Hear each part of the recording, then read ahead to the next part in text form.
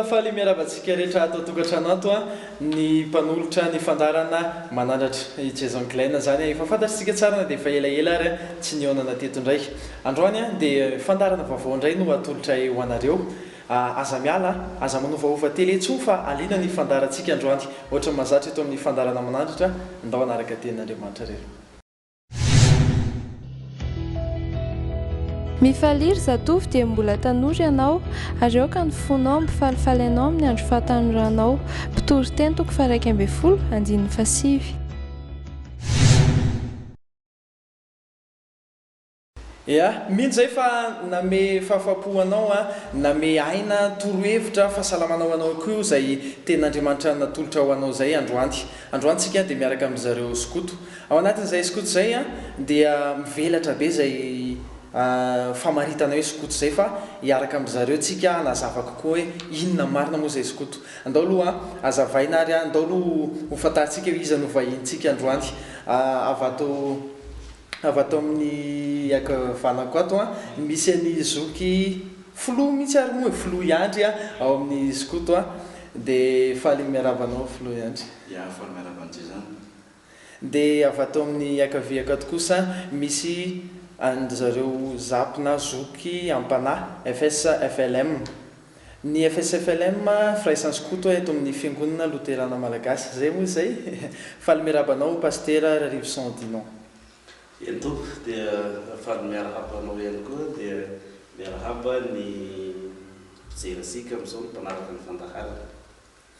Ie, iresaka bebe kokoa tsika ny olona rehetra izay mijery antsika moa androany dia tsy voatery skoto daholo fa nefa ihany kosa mety efa nahita an'izany hoe skoto zany satria maromaro ihany isan'izany skoto zany raha iresaka eto Madagasikara fotsiny. Hitodika kely ato amin'ny filo iandry afaka hazavainao kely ve hoe ahoana ny tantaran'izay skoto zay tany am-piandohana? Ya, mamerina fiarabana ny mpijery sy ny mpiainantsika. Ny tantaran'ny skotisma moa zany lava fa fohifohy ny fotoanantsika fa azo foizina tahaka izao izy io. Ny tena ny mifototra ny mpirany dia miaramila anglisy anankiray antsoina hoe Baden Powell izay nitety tany maro tamin'ny andron'ny fanjanahantany,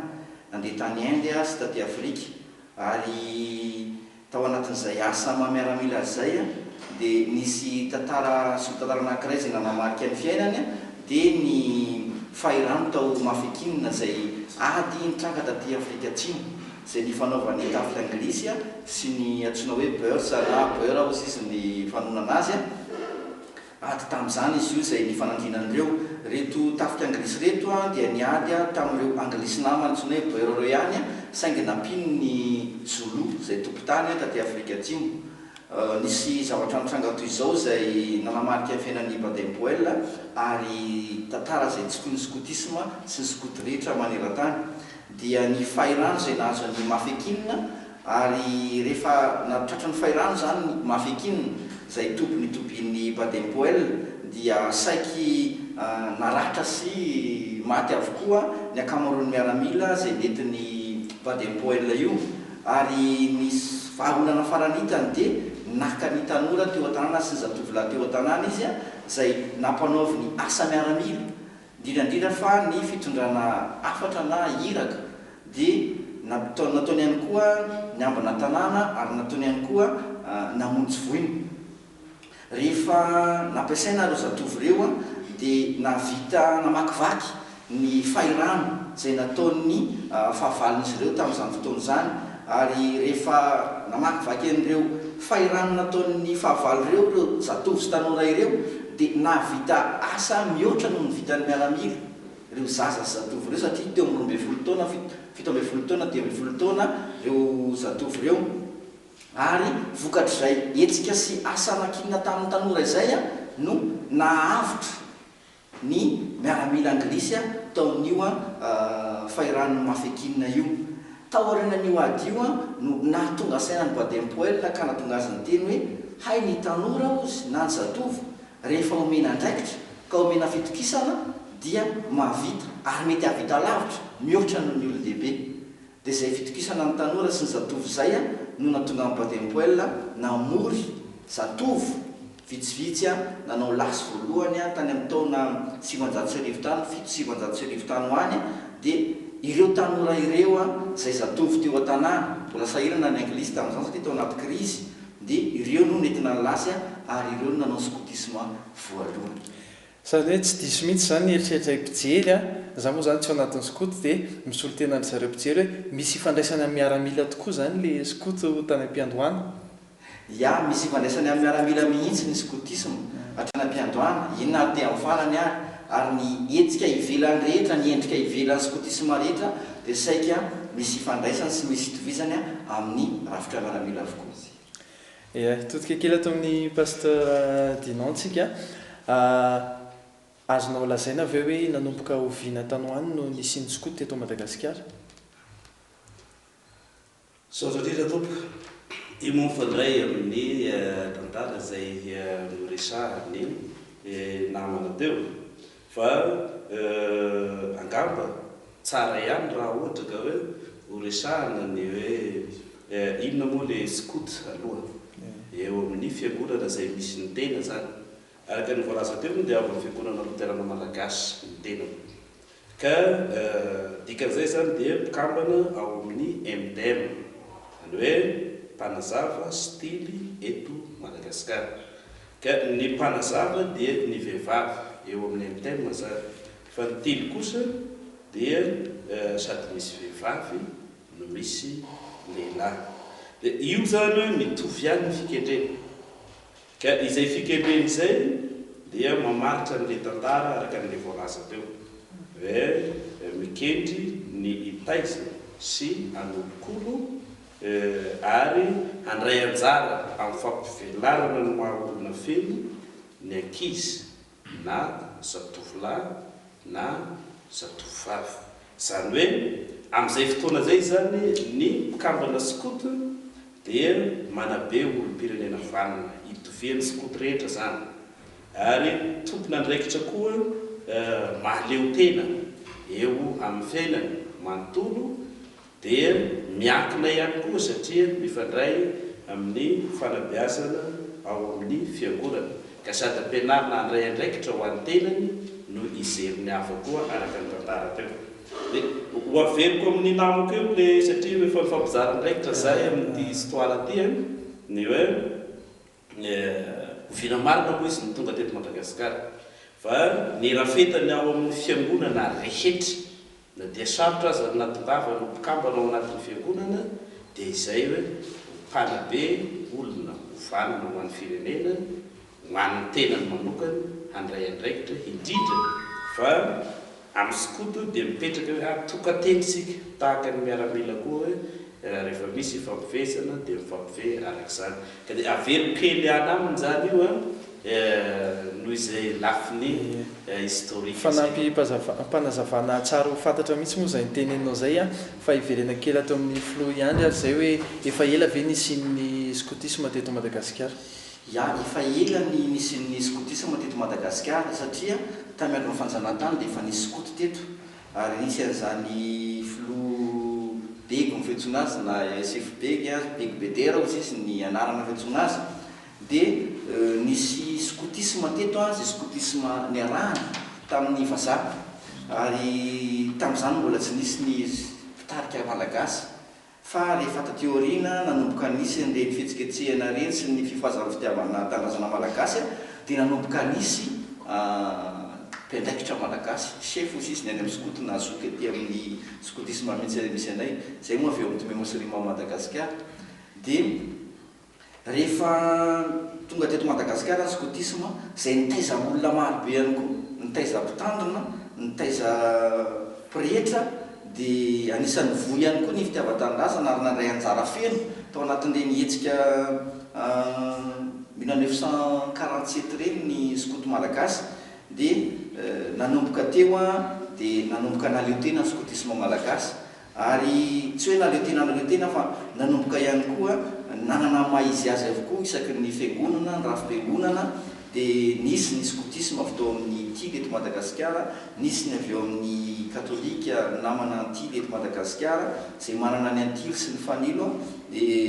Hatramin'izao moa dia tonga aty aminay izay ty amin'ny Tomi Musulman Madagasikara izay nanomboka tamin'ny 1998 dia 20 taona lasa zay no nisy ny scoutisme teo arivo fiangonana misy anay. Ao anatin'izay ihany mety anao ihany angamba na mamaly azy raha vao miresaka tsika scout dia misy koa ny fanamiana zay dia fantaniako hoe ahoana ny tantara kelin'izay satria na scout avaiza na avaiza dia saika ohatran'iny beige iny mety misy loko hafa koa angamba afaka azavainao hoe reny ve misy sarangany misy hoe ty loko entinao aloha amin'izao tsy ny zavatra rehetra momba fitafiana indray zany zao ny resantsika aloha. Mahakasika ny fanamiana indray zany amin'ny mahafanamiana azy dia misy teny frantsay hoe uniforme zany hoe tokony hitovy saranga avokoa na misy hitovizany avokoa ny mpikambana rehetra nefa ny an'izany ary no ny andraikitra sy ny ambaratonga dia tokony misy fahasamihafana kely izy. Amin'ny anankiray ihany ny scoutisme amin'ny ankapobeny dia ny fanamiana eo amin'ny sampana maitso moa no tena ivon'ny fanabeazana dia saiky beige avokoa. Beige satria ireny no fanamiana miaramila hatramin'izay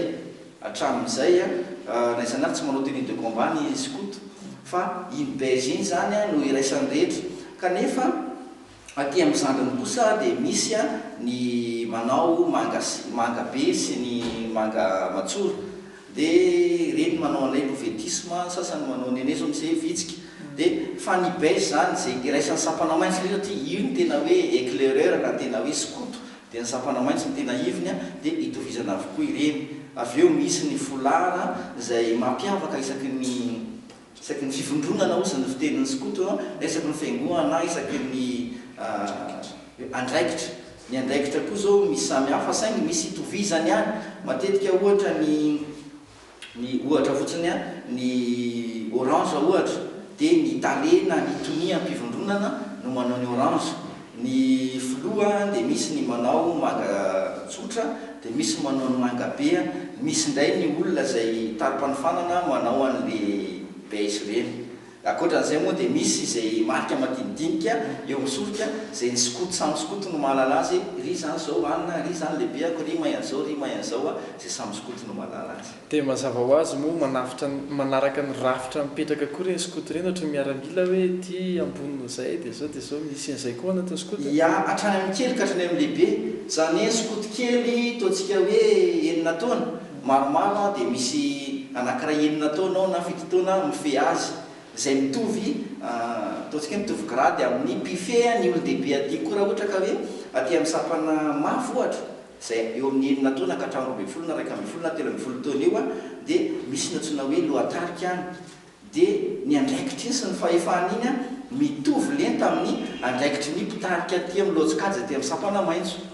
Dia ohatr'izay koa ny amin'ny sapana mena izay efa lehibe satria olona efa 17 taona ka hatrany amin'ny 13 taona 18 taona no ao. Fa ny scoutisme zany amin'ny ankapobeny dia tsotra fotsiny hoe fanomezana fitokisana sy fitarihan-dalana ny tanora mba havita tena sy havita ikarakara ny hafa hatramin'ny kely hatramin'ny lehibe. Alohan'ny hidirana amin'ny resaka tena mafonjafonja dia ho resantsika mihitsy aloha ny endrika ivelan'ilay scout. Ao anatin'izay koa raha vao mieritreritra ny scout dia mampiasa an'ireo antsony teny fa zay sinina na hoe fihetsika maro isan-karazany amin'ny tanina sy rehetrarehetra ny scout ihany koa inona indray dika andreny fihetsika ireny ao anatin'ny scout. Eny tompoko misaotra indrindra le izy moa araka ny voalaza ara-tantara teo dia saika fiainana miaramila ny fiainana scoutisme ka ny scout zany dia manana satria niala tao miaramila koa izy fa nomena ny zany anarana manokana zany dia nomena koa zany hoe famantarana manokana. Ankoatrany efa voalaza teo amin'ny endrika ty ivelana amin'ny fitafiana sy amin'ny aton'ireo folarana andraikitra sy ny sisiny dia misy ihany koa zany satria fanabeazana olo-pirenena le izy olo-pirenena olona voalina olona zatra mandray andraikitra dia taizaina zany ny mpikambana ao ho amin'izay. Io moa mety ataonareo fanontaniana moa ny amin'ny hoe sedra sy ny tahaka zany fa anisany rehefa avy ampianarina zany ty amin'ny fanabeazana ty ireo na manomboka ty amin'ireo fotoa amin'ny madinika zany ka hatramin'ny lehibe dia anisany beazina ahay an'ireo signe samihafa ireo ka amin'izay ary io mahafinaritra ao anatin'ity sampana anankiray ity anisan'ny mahafinaritra satria miasa ny saina raha ohatra ka mitaridalana ohatra izao zao zay vao tonga taty amin'ity studio ty miaingavy anan-tsahamanitra zao ohatra ampandehanana tongotra dia karazana sinina amin'ny lalana iny fotsiny igny no atongavako aty misy an'izao aloha misy an'izao misy an'izao iny zany hoe dia mba hampiasa saina fa sy hoe donto zany sanatria fa tena olona miaina amin'ny fiainany olona mahalala tsara ka eny zany dia fa manokana ho an'ny skoto zay amin'ny fanabeazana amin'ny akapobeny matetika ohatrany manana fiteny hafa tsy fampiasa andavanandro an'izay koa ny skoto ao anatiny koa reny ampianarina koa reny ve misy fomba fiteny na hoe zany skoto dia fantatra foana rehefa mampiasa ry zareo skoto mampiasa an'izay za zany dia maly hoe tsia fa tena mampiasa ny fitenin'ny olona andavanandro ny skoto samihafa maoketo no ao avahana tsara ny fiainan'ny olona manokana anankiray mitafy ny anarana hoe skoto sy ny hoe ny fanabeazana skotisme io zany samihafa io tahaka ny hoe misy kristianina mitondra anarana kristiana izy saingy nendresy manaraka ny sitrapon'andriamanitra dikany tsy nambarany soratra masina lay niainany fa izy ny te hivila amin'izay nalehany fa ny skoto zany tena fanabeazana olo-pirenena vanina hoandry ny fianakaviana misy io no tanjona amin'ny akapobeny kendrena zany ho anana an'izay izy fa samihafa amin'le baiko azo fantatro moa tiako tenena ohatrany hoe code zany le izy fa tsy hoe fiteny hafa koa re code ny tena ilasana izay le mamanokana azy ino mampatsiro azy ino mampatsiro azy zany hoe inona ny zavatra manokana mba hiavahana amin'ny hafa zany tahaka ny miaramila reo ohatra hoe atrika na dia tokony hoe mitodiatianareo amin'ny teny malagasy dia zareo jery aty zanao fa ohatra zany tily sy mpanazava ohatra eo amin'ny amin'ny teny vonona zanao fa ohatran'izay zany le zavatra tahaka zany hoe ino manambara le fiainana manokana indrindra le fitaizana miaramila araka ny resana teo fa tsy ivelan'ny fitenenana fiainana izay nanapiko azy koa ny fitenin'ny olona andavanandro fitenin'ny olona andavanandro satria miaina ny fiaina andavanandro ny mpikavana skoto fa na izany ary ny mety zay amantiny sy anampiana ihany koa hoe ny fomba fitenin'ny olona nanao skoto dia somary mafonja sady tsy dia tia manao teny mifangaro fa teny mahitsy ary amin'ny malagasy teny malagasy tia mampiasa teny malagasy be zay nanao skoto ary teny mafonja ihany koa nandray ohatra ny iverin'olona io manao fiteninaritra no fa sainga ao anatin'le fanabeazana fitiava-tanindrazana mihitsy ilay fandalinana ilay teny malagasy le fiteny malagasy na izany ary mahitsitsy ary ny skoto na izany koa ra misangy koa zay ohatra ny olona rehetra ihany mara zany ndaolantsika anaraka iraray dia rehefa fandray fiereto amin'ny fandarana daorero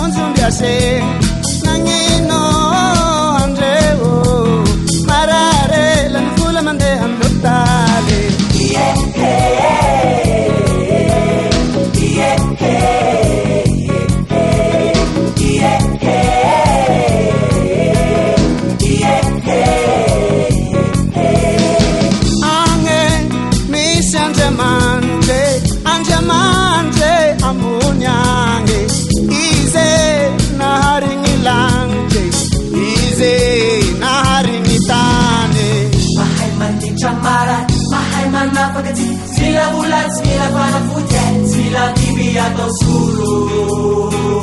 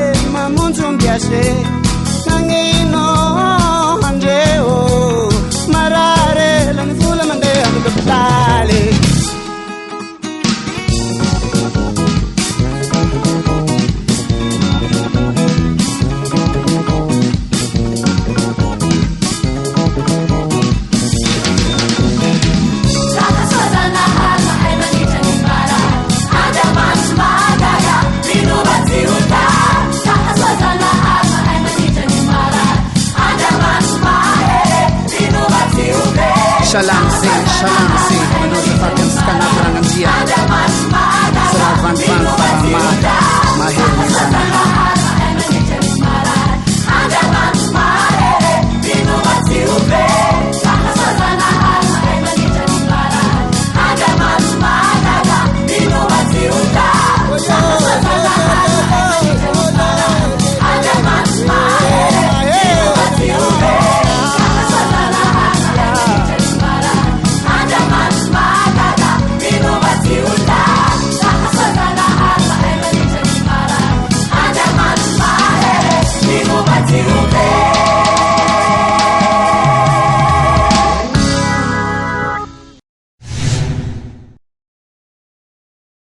eny ary mihitsy zay fa nafinaritra anao ny hirana tolotra anao teo iny a iverina ato amin'ny natin'ny fandarana manandratra tsika ary tonga dia hitodika kely aminareo angamba nareo moa zany samy natsoina avy amina toerana samihafa na dia ao anatin'ny hoe skoto dôly ihany azy ianao avy ao amin'ny zapy a zoky ampana FLM ary filoha iandro kosa dia avy ao amin'ny tom inona no mahasamihafa an'izay zavatra anankiroa zay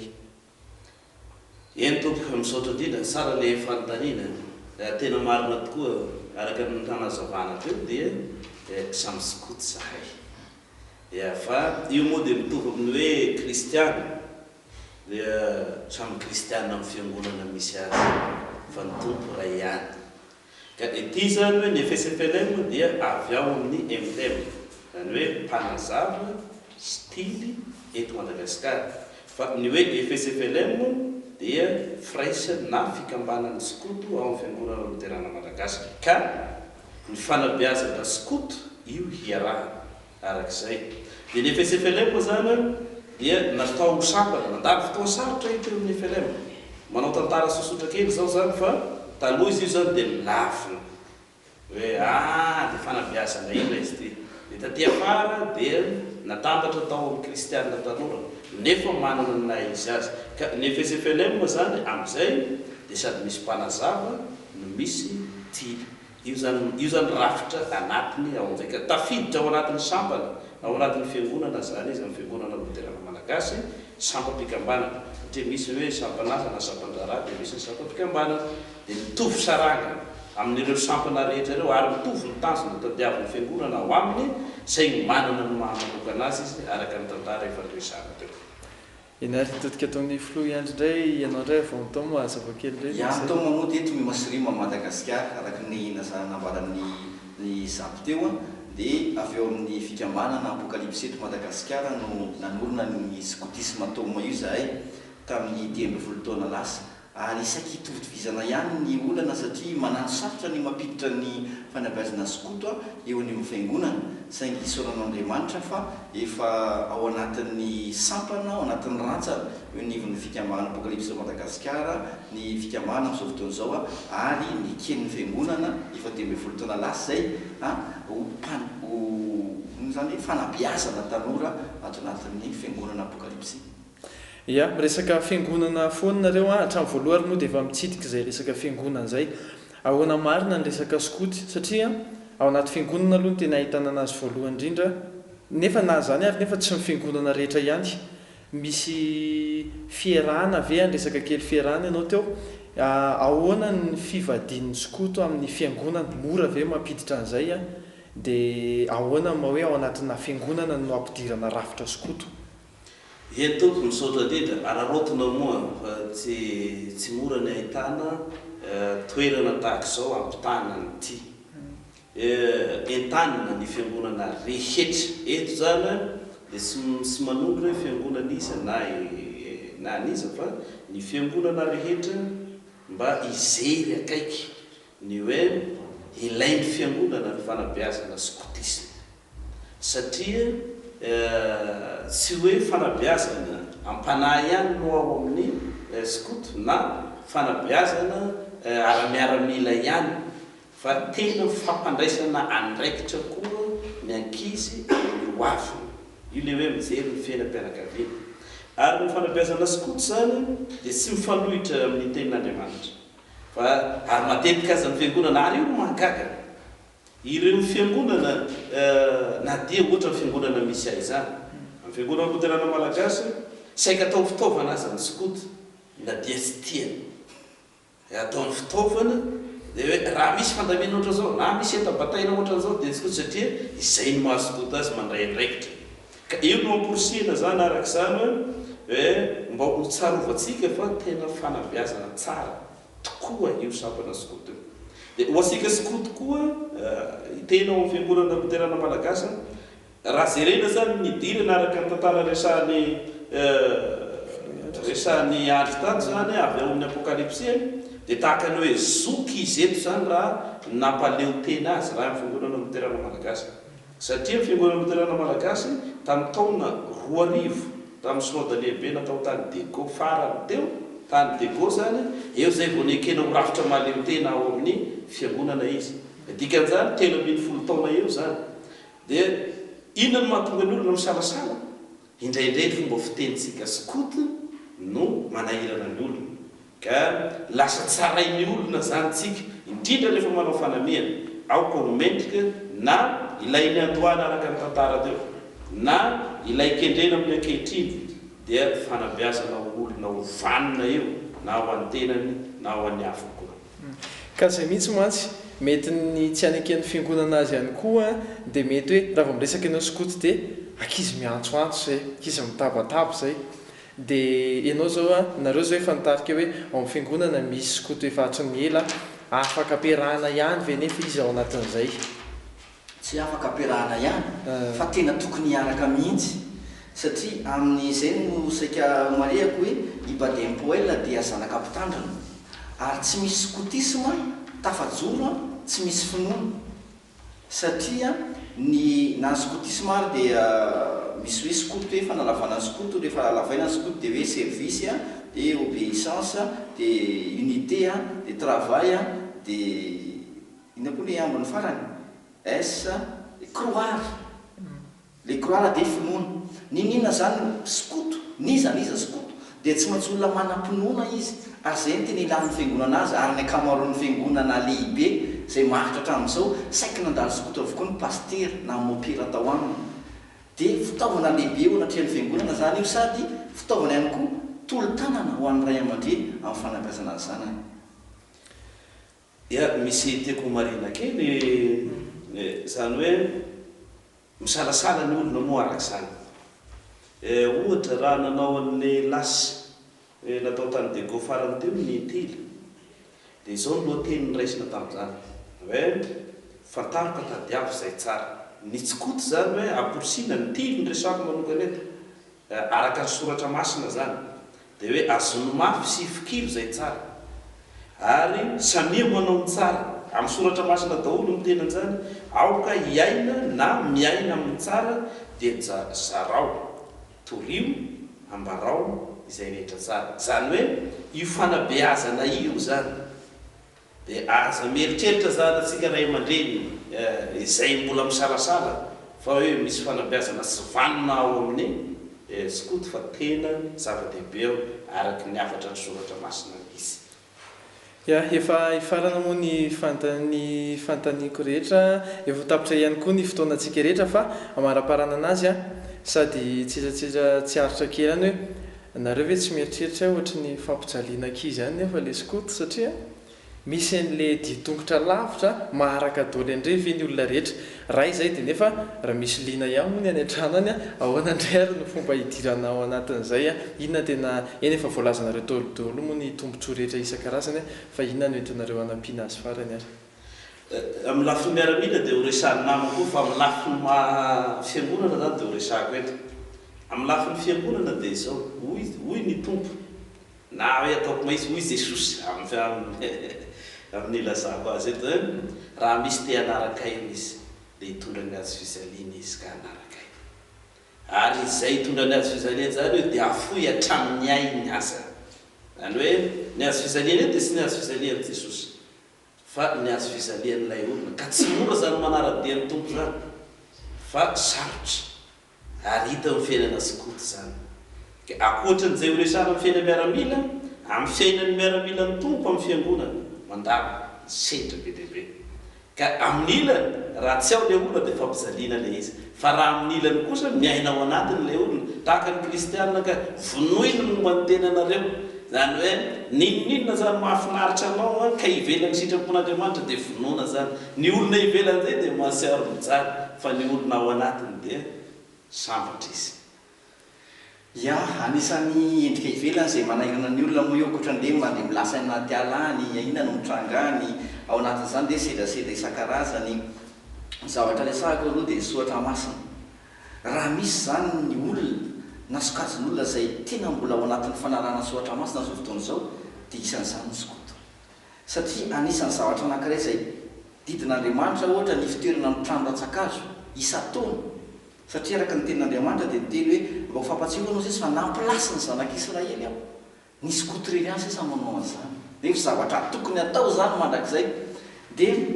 ohatr'izay koa le mandeha tongotra teo reny zany ho an'ny tenanay ho any izay nadalo tamin'le izy dia reny zany marika sady fa misy an'izany amin'ny fiainana ary efa mandeha an'izay ny zanakao ka tonga somanjara izy dia ozy izy hoe ditongotra lavabe iny vitako maika ty problema kely androany ty ao anatin'ny fanabeazana tory zany eny ary tapitra ny fotoanantsika androany isaoranareo mirahalahy mianaka isaorana ny tsika rehetra nanaraka tany atokantrano ihany koa ny teknisiana rehetra amin'ny herinany toy izao indray velomatoboka velomatoboka